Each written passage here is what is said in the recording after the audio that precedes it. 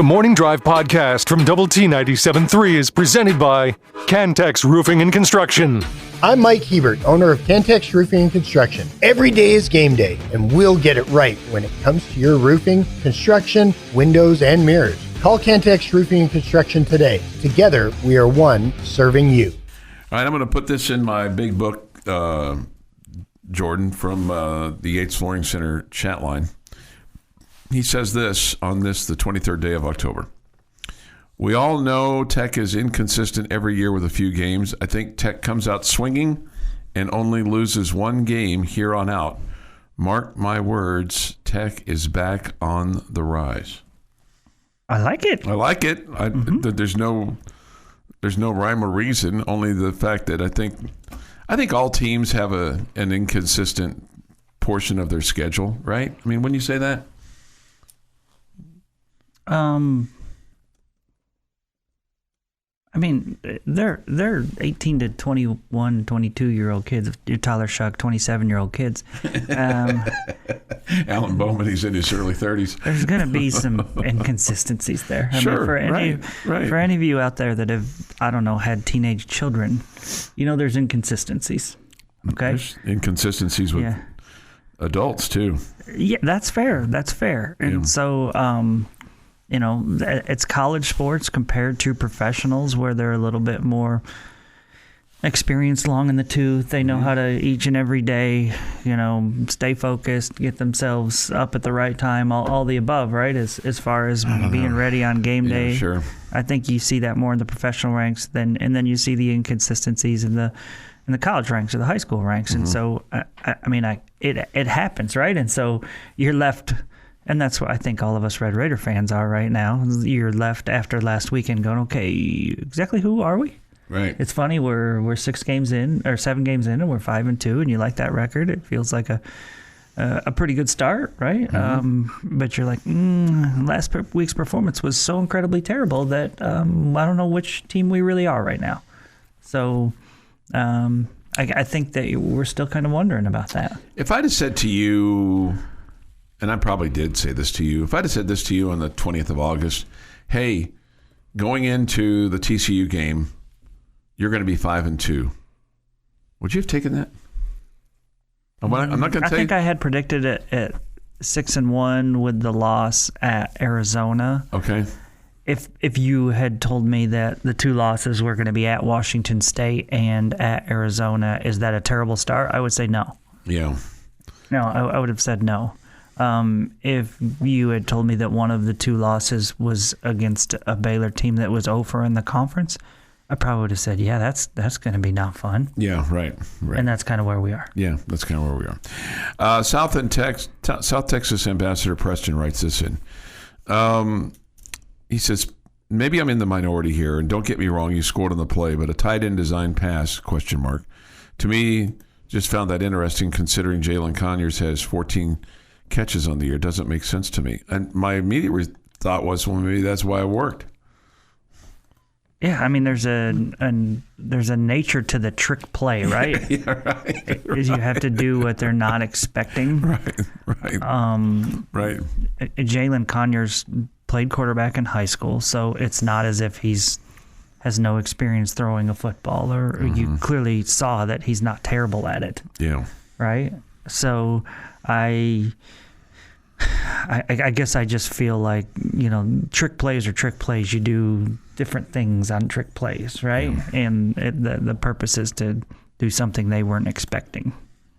Right. So we did, and it was successful. It wasn't as if it was wide open. Yeah. Yeah. I mean, they had him defended well. Conyers threw a good ball, and Douglas made a great play on the ball. He went up and won it.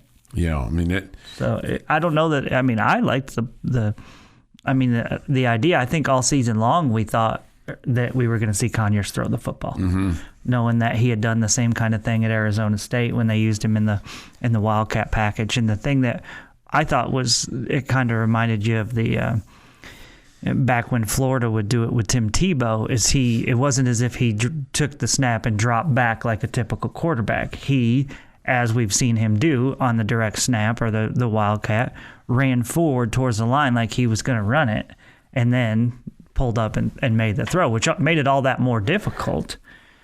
It was defended decently well by Baylor. It was just a really good throw and a really good catch. Yeah, and you thought, okay, here we go.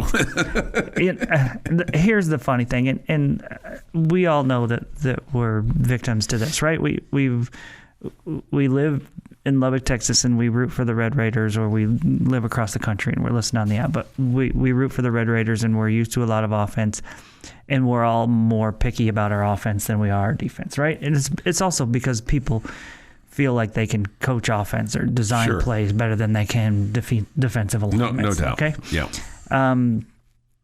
But it just it's funny to me that, there's been so much, I don't know, frustration with people all season long about certain play calls, or, obviously the sideline screens to the wide receivers, all that stuff that people have gotten frustrated with. This was creative. This was a play that worked. Yeah. in a time when you needed it. Yeah. So why are people, and I'm not trying to call out Preston here, but because I've heard 3 or 4 other people not like it.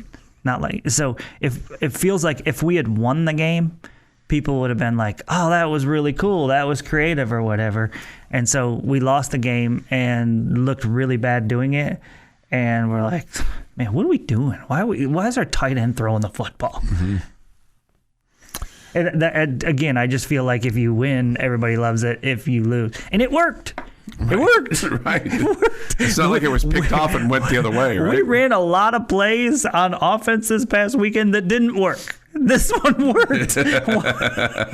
Okay, we ran a lot of plays on defense last weekend that it appeared nobody worked except Baylor. Okay, right. Okay, but we're picking on a play that worked. Why are so many Red Raiders upset about that? I think it's just because we lost. Yeah, and it just feels like, if you're getting tricky in a game that you get it handed to you, it's like just, I don't know, just be tougher, run the ball, do the things you're supposed to do, and not try to run trick plays. Well, sometimes trick plays help. He said his follow-up is, I guess my point is, let's get him involved in the passing game. The reception side of it. Yeah, Preston, I think you got a lot of people on your side with that one. Yeah. This is the Morning Drive Podcast from Double T 97.3, presented by Cantex Roofing and Construction. I have time for this day in sports history. Today is October 23rd, 2024. Here is Jeff McGuire. On this day, 1923, legendary Yankees slugger Babe Ruth makes a postseason exhibition appearance in a rival Giants uniform. Wow. As New York beats the Baltimore Orioles 9-0 in a benefit game for former Giants owner John Day. Can you imagine what would happen today if Ohtani, as an example, was wearing a Giants uniform when he's a Los Angeles Dodger? Oh, man. Or how about... Or if Jorge Posada was in a SportsCenter commercial wearing a Red Sox hat. Or Barry Bonds is wearing a Dodger uniform. Yeah. Of course, everybody might say, well, you can have him, right? Yeah, really. 1945, American baseball player Jackie Robinson signs a contract with the Montreal Royals. It's a minor league farm team of the Brooklyn Dodgers. 1973, 19-year-old American tennis star Chris Evert retains her WTA Tour Championship at Boca Raton, Florida, beating Nancy Richie Gunter 6-3, 6-3 in the final. Domination.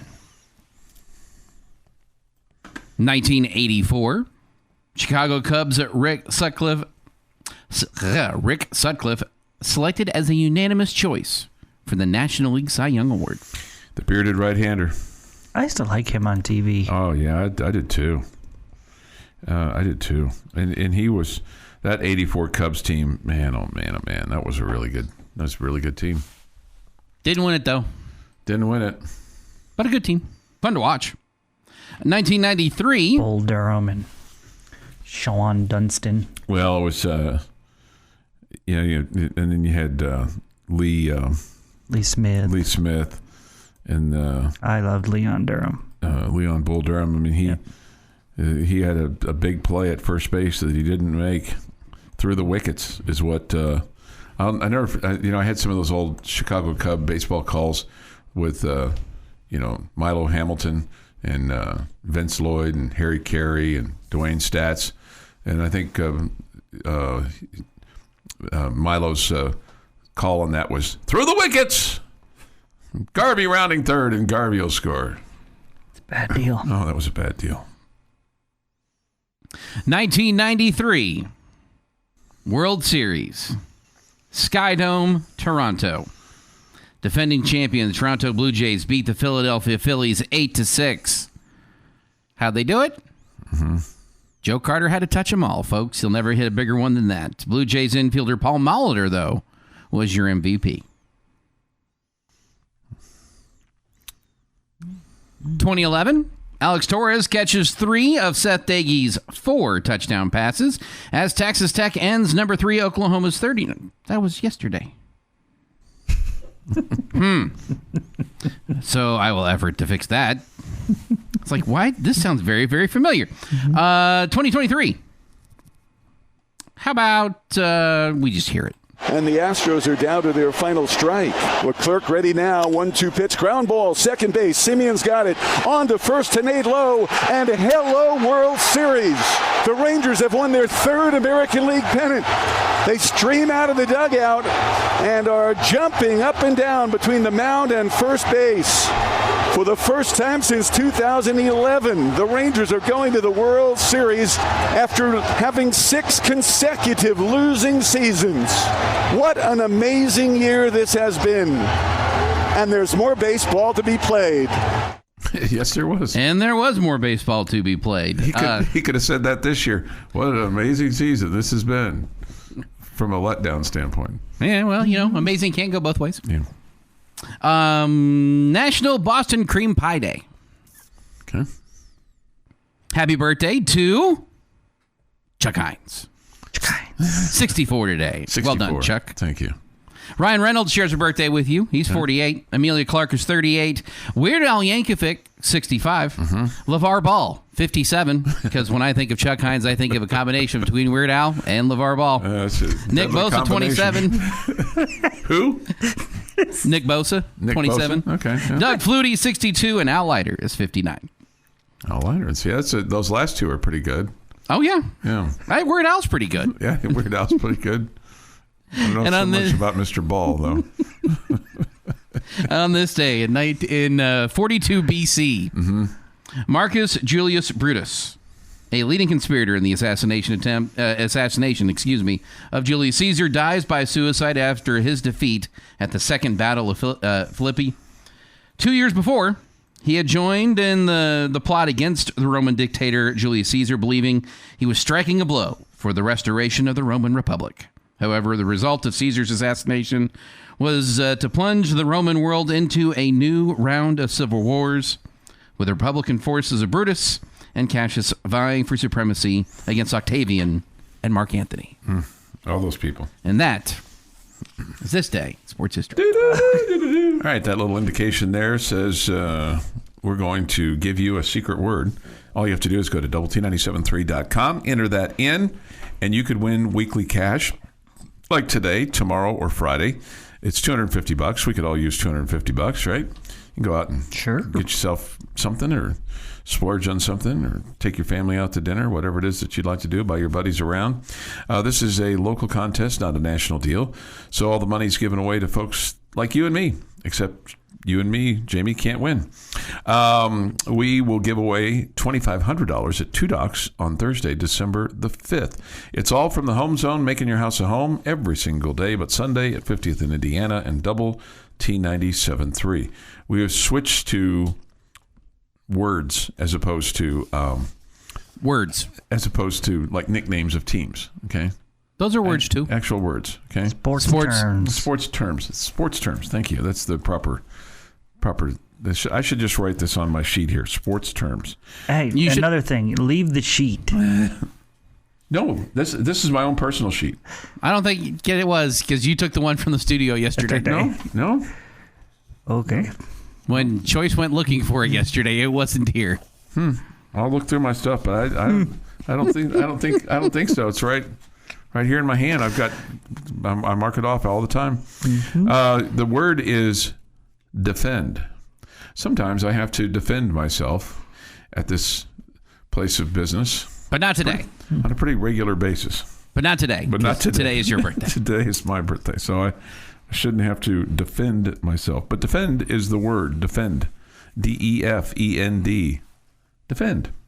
Go to doublet973.com, enter that in, and you could win yourself some cash. All right. We'll have Cowboy Crosstalk tonight at 7 o'clock. Cowboys are in action Sunday night. They'll take on the San Francisco 49ers. And that'll bring up the rivalry between these two teams from back in the day. Do you think they'll discuss how none of it's Jerry's fault? Like, he said on his radio interview yesterday. Oh, I missed that. Yeah. He said none of what is his fault. He just basically said, I think we have a really talented team, blah, blah, blah, blah, blah. So that means that your coaching staff and your players are doing a terrible job. Oh, Yep. Okay. Yeah. I think my favorite part was where they don't run an offense where Derrick Henry would be beneficial. Yeah, that's right. They do not.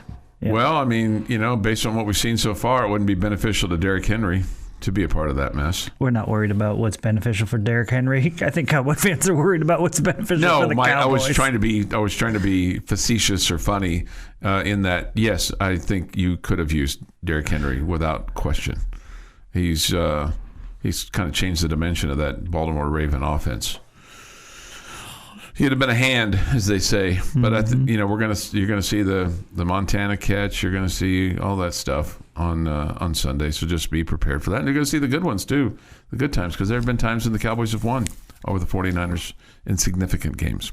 All right, it's just before 7 this morning here on the Morning Drive. This is the Morning Drive podcast from Double T 97.3, presented by Cantex Roofing and Construction.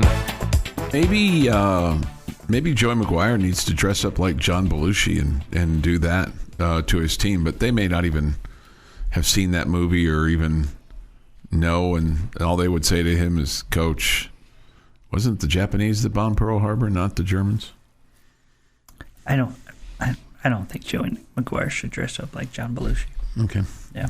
I'm just going to throw that out there. That's probably So wise. who would be the guy that plays Otter that would say, hey, Joey's right. He's crazy, but he's right. I don't know who would be playing Otter at that point. Maybe it's Kirby Hocutt. I don't know that Kirby could say he was right there. I mean, he's a little higher up in the academia Is that world. a Dr. Skuvanek deal No, there? it might be a Tim DeRuyter. Okay. Kenny Perry? Maybe Kenny Perry. Maybe Kenny could do that, I guess. Mm-hmm. Have to be somebody on staff, though. Yeah, maybe so. Yeah, they're more into the fight movies right now than anything else. Although that whole sticking your foot in the tire thing didn't really work this past weekend. So, Amongst other things. Amongst other things, right? You're not the tight end pass did though. You're not a gimmick kind of guy, are you? When it comes to that kind of stuff. I mean, I get it that teams do certain things or whatever. I mean, that's fine. I don't get caught up in just being honest. I mean, that's something that you want to know the backstory. I do. I do. I'm interested in that stuff. And that's the NFL pregame stuff that bores me to tears. I just care about what happens between the lines. No, it's interesting. Yeah. I'd like to be a part of that sometimes and help with those, motivational kind of messages. I think I could be pretty good at that. Oh yeah. Yeah, just coming up with the scenes and stuff like that. But I always, I try to have a high opinion of people and myself, and not think too negatively, because you are who you say you are. I think sometimes. So I think sometimes I think pretty highly of myself when I shouldn't. Or I think that I could do Chuck, things. you are practically perfect in every way. Or I think You are who you say you are. Well, right, because he is. all right, let's hear from Kenny Perry this morning. Oh man. Let's hear from Kenny Perry this morning. He says there's weird energy around the program. We've been playing really well. I thought that one thing this team has been doing is playing physical, and I thought that that didn't happen Saturday. They took it to us, and that was disappointing because I keep preaching for us to be one of those teams. You got to play physical, and my unit, our unit, the special teams unit did not. And like I said, I take that personal because that's my job to get those guys ready to play, and I didn't. For whatever reason. Whatever anybody else wants to say, I'm just going to blame it on myself. I'm not going to put it on anybody else. While I appreciate that, I think the first part of that is the question is, why didn't they play more physical? Mm-hmm. Why weren't they ready? And maybe it just comes down to, hey, you know what? Some days you just don't got it, And maybe that becomes a little bit contagious, with a football team or with a unit, or when things start sliding downhill, you're just like, well, screw it. We'll try to do it next time. But, the problem is you only have 12 of these, and you don't have a game to squander. Like, for instance, not that you want to squander. Go ahead. Yeah, not if you want to win a Big 12 championship. Yeah, right. Unfortunately, that's the truth of the matter. Here is a couple of things from Coach Perry. We'll start with this one. He was asked if special teams fell victim to overthinking. I don't know. We didn't really do much different than we've been doing. Obviously, we work on different types of kicks. We work on fielding kicks. We work on we do all that stuff. So we just didn't make the plays. And once again, that's really the guys that have been doing really well for us. We just didn't come through. And so if I didn't have them in the right spot at different times, that's on me. But yeah, I don't know that this was an X's and O's issue. It was a guys not performing issue. Mm-hmm. But the problem is that all over the football field, offense, defense, special teams, you had guys not performing, right? Yeah. In every aspect of the game, mm-hmm. Which just, it's hard to run away from the fact that it just was a team that wasn't up for the game. And for whatever reason. And so, are there X's and O's things that the coaching staff is probably looking at and say, hey, we could do this better, we can do that better? Sure there is. Mm-hmm. Sure there is. You're doing that after you win by 40, okay? That's going on all the time. But the big question that they have to be asking themselves is, why was this team not up to play? Because I'll just speak for myself here. When I see a team as a whole not performing, I don't necessarily look at one player or whatever. I feel like as a group they weren't up for it, right? They weren't motivated. They weren't. They didn't have the intensity, whatever. They came out as flat as the weather was on Saturday. Yeah, and I think just what Coach Perry just said there. The coaches 100% look in the mirror and put that on themselves. Yeah. Yeah, and I just, again, one guy performs badly, you're like, Barron had a bad day. Mm-hmm. Right? The whole team performs poorly, or pretty much the whole team performs poorly, and you're like, for whatever reason, we didn't get these guys up for this game. And the physicality is a strong indication of that, right? The intensity, the physicality. Yeah. If they're just getting blown off the ball, if they're not tackling well, if they're not... Man, it just, it felt like Taj had to make a cut before he got the ball all day long on Saturday. In the physical parts of the game, and the most physical parts of the game are on the offensive line and the defensive line, mm-hmm. You just got whooped. Yeah. Just got whooped. And that's why I say this, the coaching staff has to be asking themselves why.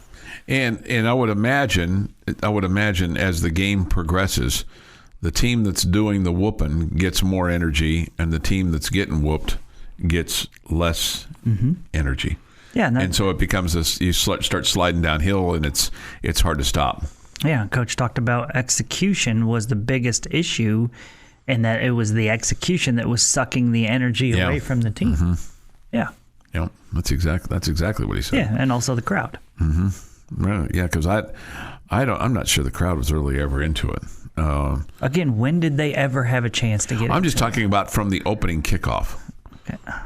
I mean, I'm sure Chuck heard this stat when he was listening to the game, but there's 2 teams in the Big 12 that Joey McGuire has never had a lead, that they've played at home, that Joey McGuire has never had a lead against. At home. At home. Well, I'm guessing Baylor's one. Kansas State's the other. Huh. Well, he's only played K-State at home once, right? Right. Well, up until this past Saturday, you only played Baylor once. I was wondering if it was Texas, too, but I guess not. You beat Texas. That's true. You beat Texas here. That's right. You would have to, by definition, have a lead. You would have had a lead, Yeah, right. and it's not like win the game. We're talking have a lead against. Still had some bad Texas memories in my head, Sure. Anyway, athletics, much like jobs and everything else in life, is so mental. This feels like a mentality for players that they need to get right. Yeah, I think there's. Bullfighter says, "Well, I should write this down. I should take a picture of this and put it in my scrapbook." I agree with Chuck. The crowd atmosphere just felt weird, and it was really more the first 4 words. I agree with Chuck. But it did. It did feel. You are who you say you are, Chuck. Right. If you say you're right, you're right. I say I'm right a lot, but I'm really not. Your daily dose of sports and fun. This is the Morning Drive Podcast from Double T 97.3, presented by Cantex Roofing and Construction. Jamie's question of the day on Double T 97.3 is brought to you by Connecticut of West Texas. Wow. It feels like a shot. Going back to, I was kind of disappointed in myself that I didn't bring up this story when you mentioned what did you say you are, what you say you are. Yeah. One of my favorite Chuck Heinz stories. Do you know which one I'm going to? No. Driver's license. Okay. Chuck and I were having a conversation one day about height, and Chuck told me that this is I think my 2 daughters' favorite story. Favorite Chuck story. So Chuck and I were having a conversation about height, and he told me he was 5'9". And I'm like, Chuck, I'm like 5'8 3/4, I'm taller than you. There's no way you're 5'9". He's like, I'm 5'9". It says so on my driver's license. And I said to Chuck, they measured you at the driver's license plate? He goes, no. I told him I was 5'9".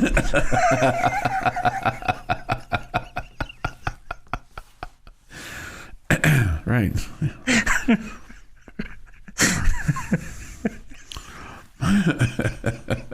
It's one of my favorites.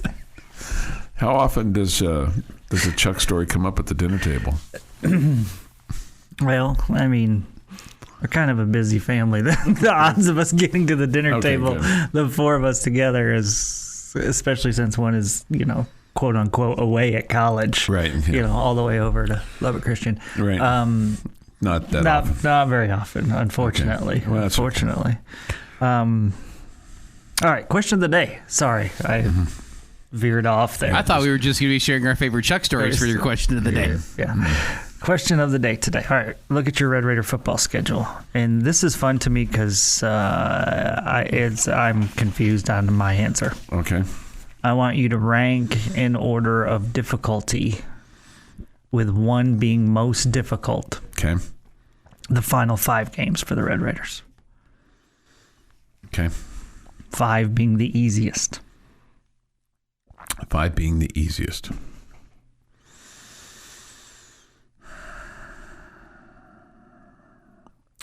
All right. I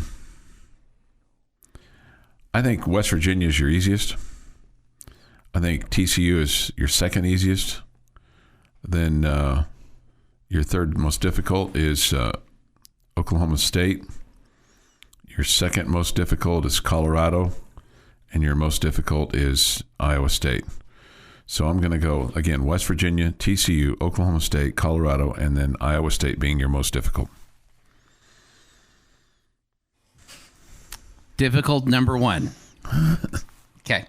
So my most difficult game, and I don't like this answer. You're going to say TCU. No. Most difficult game listed on your schedule, as much as I hate to admit this, is Iowa State. You're playing in Ames. Mm-hmm.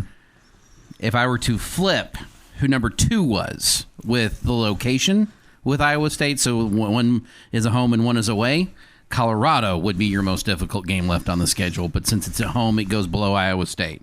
Third most difficult game would be TCU. Fourth, West Virginia. Fifth is Oklahoma State. Okay. That's where I'm at. Okay. And I hate that I'm putting Iowa State at the top of this list because I still don't trust them. Okay. Most difficult for me is Iowa State. Number 2 of most difficult is home against Colorado. 3 for me is Oklahoma State. And I'm going to flip the last 2 from you, Chuck. I say number 4 is West Virginia. And number 5 in level of difficulty is TCU.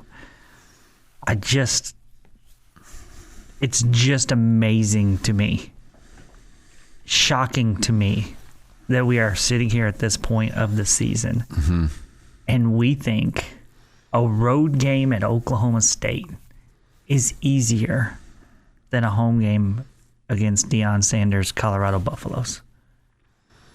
It's just crazy. It speaks to both programs, right? Sure. I mean Deion has done an awesome job. And Oklahoma State's been a big disappointment. And Oklahoma State has been a shocking train wreck. Mm-hmm. Although I thought they played well last week. Right? I mean, just shocking. So that's really, really surprising to me. And then, and here I am picking, a road game is the easiest. Or TCU, which I would have never expected. And frankly, if TCU had been at home and West Virginia on the road, I would have flipped those. I mean, I just feel like that until you kind of have some, back-to-back success on the road, it's going to be a difficult game. But TCU's no den of demons, though. No, it's never been that way for you, and they're not. I don't think they're a great football team. Just like unfortunately, we found out on Saturday. On some days, you're surely not a great football team. I still would like to find out if that was just a bad day or not, or that we're not a great football team. We'll start finding that out on Saturday. Let's say you go win 35-7 on Saturday. Well, okay. You go win 35-7, and you just slobber knocker them all over the place. Are you going to be here Monday morning? And go, where the hell was that last week? Against Baylor. I will absolutely ask that question. There's going to be some of that. Yeah, I'll be super excited that you beat a team that I really don't like. But yes. Yeah. And you don't think that Joey McGuire would be saying the same thing? Sure, he would be. Yeah. To his coaches? To everybody. Now, he might not say that to the media. Yeah. But he and his coaches would absolutely be saying that. Yeah. Why do we have to get our tails kicked in for you to play like this? Yeah. Oh, there's a lot of bosses that get involved in things, and then things turn around, and they go, "Why do I have to get involved in this to get this turned around?" It's just the way it works sometimes.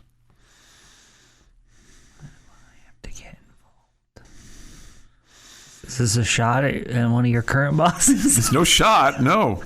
It's just truth. It's no shot. It's no shot. It's just, if I were the head daddy rabbit, I'd be going, why do I have to get involved in order for this thing to get turned around? Because that shouldn't happen. So it wasn't a shot. It was something Chuck used to say when he was a boss. Nope. I don't think I've ever said that, have I, Joe? Nope, that's not me. No, it's not even said. It just can be... If you're the worker bee like me, then you go, you shouldn't have to get involved in order for this to be done properly.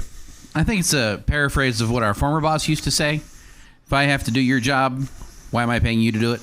Yeah, if two of us are doing the same thing, one of us isn't necessary. Two of us are doing the same thing, one of us isn't necessary, and it's not going to be me.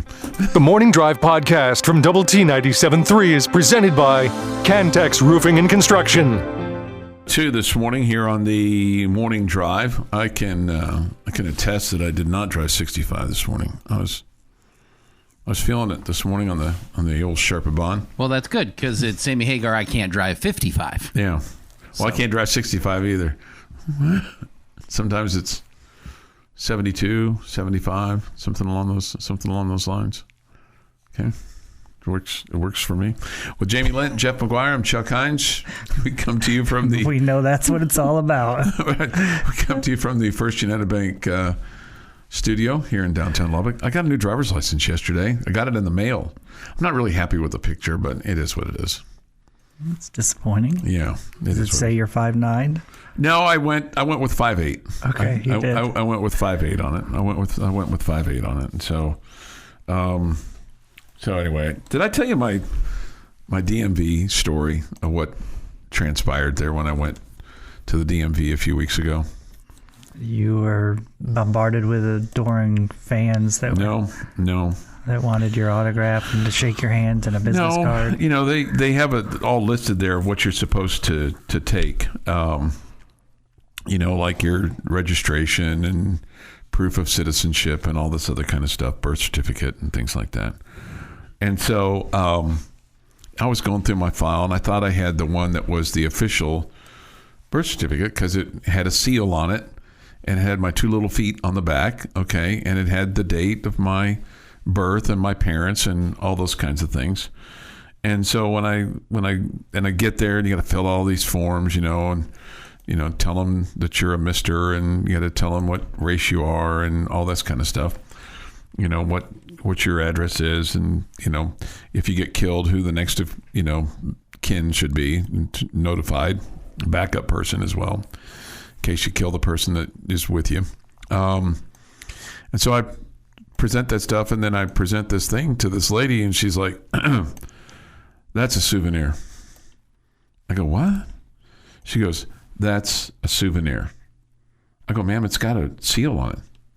I go, this is 63, almost 64 years old. It's got my 2 little feet on the back. Sir, you'll need to get a souvenir. You'll need to get a birth certificate.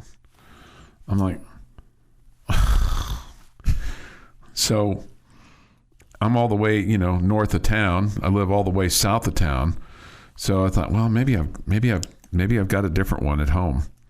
So I went home and got it and went all the way back. I was like, this is ridiculous. So you did have a different one. I did have a different one. That was real. I thought the one I had was the official one because it had my 2 little feet on the back. I said, look, it's got my 2 little feet right there. She was having nothing of it. And so I thought, well, I've got to be careful here because I don't want to end up in the who's cow, Definitely don't want to do that. Don't want to end up in some kind of trouble. But it was highly, highly irritating. Okay. It seems like something that would really bother Chuck Heinz. Yeah. Well, I mean, I had everything else. I had a title to my car. I had registration. I had a utility bill to prove my ad. And I had all this stuff. And then I said, she goes, well, sir, you could use your passport. I go, well, my passport's expired. She goes, we'll take that. I'm like, you'll take an expired passport, but you won't take my 2 little feet on the back of this thing here. Passport's got a more recent picture. I probably even said it just like that. Yeah, I got my 2 little feet right back here. Okay, but you're going to take over an expired passport? Well, sir, at least you had to prove your citizenship to get the passport at some point in time. I'm like, oh my God. I just wanted to put a screwdriver through my head, but I didn't. That's good. I didn't. Because you wouldn't have been able to find it. Yeah, I didn't. Yeah. Get a message. That was funny. I'd have to find the screwdriver, right? Yes. Right. Yeah. No, you're not wrong. This is why Chuck hides his screwdrivers, just to make sure he doesn't get angry one day, get impatient, and put one through his head. Right. Oh, goodness. 8:06 this morning here on the morning drive. Get a message here from Cowboy Cody, and it was Cowboy Cody's birthday yesterday. Oh, nice. So Cowboy Cody's become a recent contributor to the morning drive, and we greatly appreciate that. But happy birthday a day late to you, Cowboy Cody. Did you not pull out your business card and say, do you know who I am? No, I did not do that. I didn't do that. But I felt like, God, I said, do you need me to bring a tax return? I think I probably got a little sarcastic. Shocker. I think I probably got a little sarcastic on it, but I persevered, Jamie, and you didn't get put in jail. I did not get put in jail. I did or not get the hoose cow. The hoose cow. I didn't get threatened with anything. There have been times when I've been pushed to the edge, and then somebody has said to me, "Do you want to do this?" And I've said no, and I've stopped doing what I was doing, and I didn't yell or scream or cuss or anything like that. I was. Have you had a police officer threaten you before? If so, please tell. Have I had a police officer threaten me before? He's had the... Yes, I have. I was threatened once on the turnpike. I was mad because we were going to Kansas City for Christmas. And I was driving the speed limit, had my wife and 2 daughters with me, and I was going through. Does anybody believe that part about the driving the speed limit? Okay. I was going to say, of course his wife and 2 kids were there. I was driving the speed limit, okay, because the lucky lady was monitoring me, okay. We go through the turnpike, I pay the deal, pay the toll, I get on the other side of just pulling out, all of a sudden I look up and I got a hypo in my rearview mirror. He pulls me over. And meanwhile, all the K-State fans were going to Dallas for the Cotton Bowl. They're going whizzing by me at like 150 miles an hour going the other direction. K-State fans. This guy pulls me over. And I said, what's the problem? He goes, you have a expired tag on your car, inspection tag. I go, what? He goes, this isn't expired here. Your state inspection. I'm like, okay, I'm sorry about that. He goes, I'm going to give you a ticket for that. I go, you're going to ring me up for that? You're going to ring me up for this? At which point in time, he comes back and he says, sir, do you have access to a phone? I go, yes, I do. He goes, I'm going to impound this vehicle because it's illegal in the state of Kansas to drive a car with an expired inspection tag. And I'm like, what? And so now I've become real polite real quick. And then he comes back, he goes, the only reason I'm not impounding this car, and this is exactly what he said, he goes, is that lady right there and them 2 kids. So your mouth got you in a little bit of trouble there, it sounds like. Yeah, more than once. I think I once got a ticket for not having my inspection done. Basically, you take it and get it you get it inspected, and I think it ends up being like a $10 fine. Yeah. But I was just yeah. like, I was infuriated. This has been the Morning Drive Podcast, presented by Cantex Roofing and Construction. Check out our library of Double T 97.3 podcasts at doublet97.3.com.